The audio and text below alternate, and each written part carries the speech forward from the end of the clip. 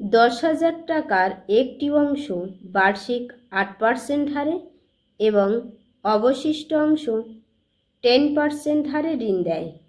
মোট টাকার উপর গড়ে বার্ষিক সুদের হার 9.2%। তবে দুটি অংশ কত, মানে কোন জায়গায় কি পরিমাণ টাকা দিয়েছিল। দেখো, এটা অ্যালিগেশনে করব।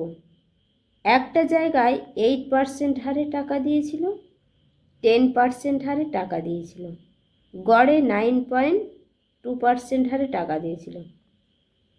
অ্যালিগেশন করলে হবে এখানে 1.2, 0.8 পয়েন্ট তুলে দিলাম। 3 4 12, 4 2 8, 2:3, টোটাল কত 5।